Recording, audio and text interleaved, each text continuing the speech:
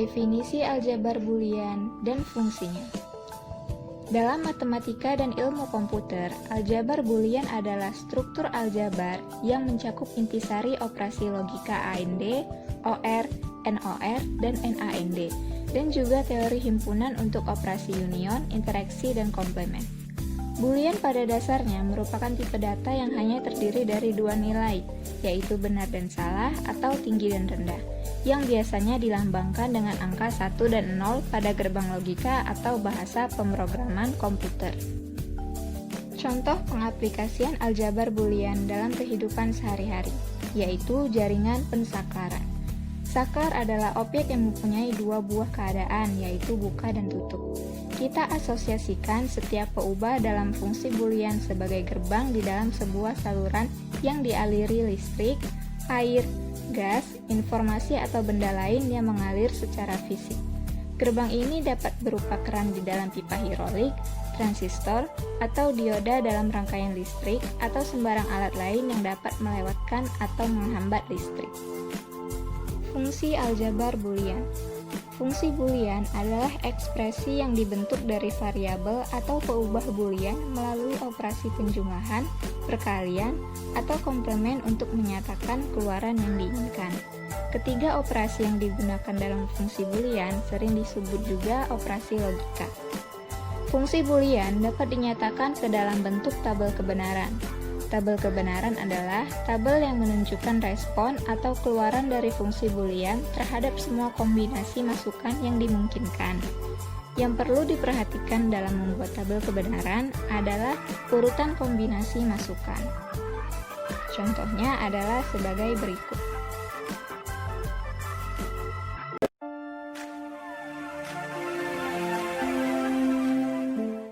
Assalamualaikum warahmatullahi wabarakatuh. Perkenalkan, nama saya Nurisa Aulia. Saya akan menjelaskan mengenai hukum aljabar Boolean. Nah, dengan menggunakan hukum aljabar Boolean ini, kita dapat menyederhanakan ekspresi Boolean yang kompleks. Nah, saya akan menjelaskan 4 hukum dari aljabar Boolean. Yang pertama yaitu hukum komutatif. Misalnya, A tambah B sama dengan B tambah A, atau A kali B sama dengan B kali A. Nah, sehingga hasilnya itu tetap sama walaupun dibalik. Yang kedua yaitu hukum asosiatif atau pengelompokan. Nah, hukum ini terserah Anda mau yang mana dulu yang dikelompokkan. Misalnya, A kali B kali C sama dengan buka kurung A kali B tutup kurung kali C. Nah, dengan syarat tanda operasinya itu harus sama. Yang ketiga yaitu hukum De Morgan. Nah, pada hukum ini terdapat inverse atau kebalikan. Nah, dalam aljabar Boolean itu ada dua jenis operasi, yaitu penjumlahan dan perkalian. Jika kebalikan penjumlahan adalah perkalian, atau dalam hukum De Morgan, perkalian itu setara dengan penjumlahan. Nah, yang keempat yaitu hukum prioritas. Nah, pada hukum ini misalnya A kali B tambah C, maka A kali B dijumlahkan terlebih dahulu baru hasilnya ditambah dengan C. Begitu. Mungkin ini saja yang dapat saya sampaikan. Selanjutnya akan dilanjutkan oleh teman saya. Assalamualaikum warahmatullahi wabarakatuh. Saya Bustara Bijaksana akan menjelaskan tentang metode Buta-Carnot. Dalam rangkaian elektronika menyusun perangkat digital, sebuah integrated circuit atau IC digunakan sebagai otak dalam sebuah perangkat digital. Aljabar Boolean digunakan untuk mempresentasikan sebuah rangkaian elektronika dalam model matematika sebelum dirangkai membentuk sebuah rangkaian elektronika.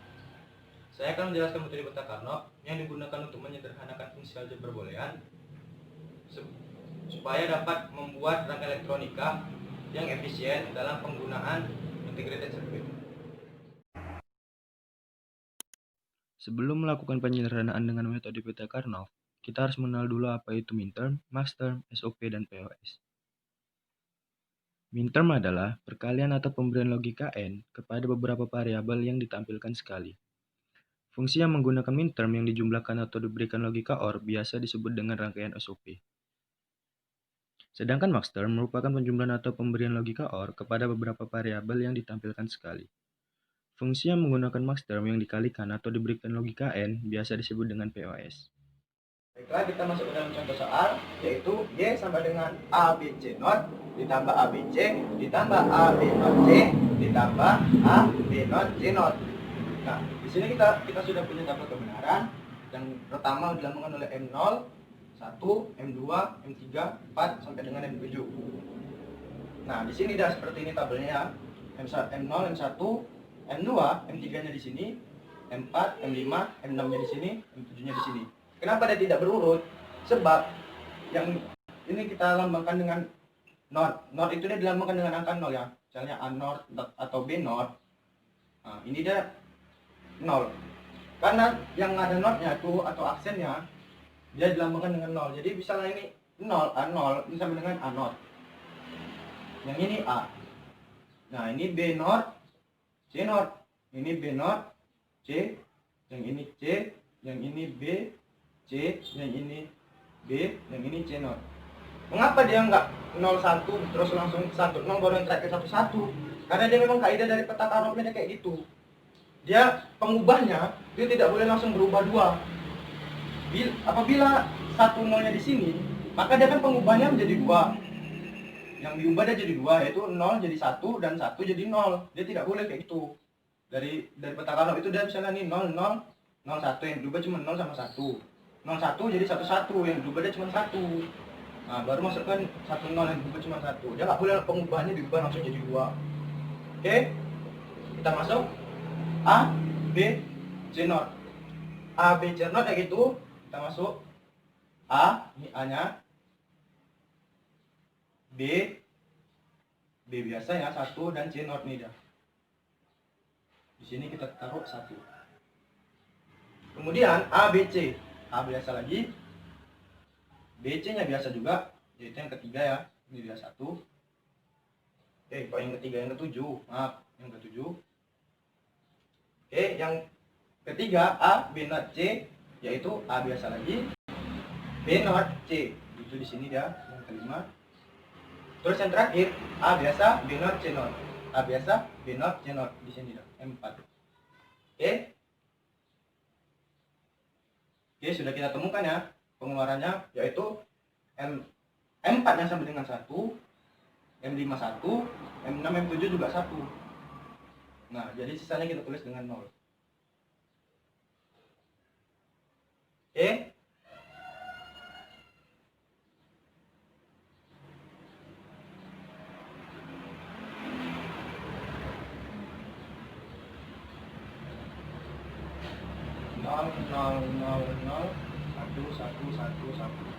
Nah, ini ya. Jadi dari M4 tadi kita turunkan lagi, yaitu M4 tadi A, B not C not. Y sama dengan A, B not C not ditambah 5 tadi A, B not C, A, B not C ditambah yang ke-7 tadi, yaitu A, B, C, A, B, C ditambah A yang ke-6, yaitu A, B, C not. A, B, C not. Jadi kita turunkan saja yang sama ini. A sama B not ini kan sama. Jadi ada satu kaidah lagi, yaitu yang C not sama C nya itu, jadi kalau X dalam peta Karnoff, X ditambah X not sama dengan 1. Jadi dia tidak perlu ditulis lagi. Jadi kita tulis saja A, B not ditambah, ini ada yang sama lagi, A, B, C, yaitu A sama B nya juga A, B. Kita dan nemuin lagi nih A, B not tambah AB. Ada lagi yang sama kan, yaitu A, B nya kan berbeda. Jadi yang kayak tadi, yang biasa ditambah 0 dia hasilnya sama dengan 1. Itu kaidah dari peta Karnoff. Jadi yang ini kita turunkan aja A. Jadi yaitu hasilnya adalah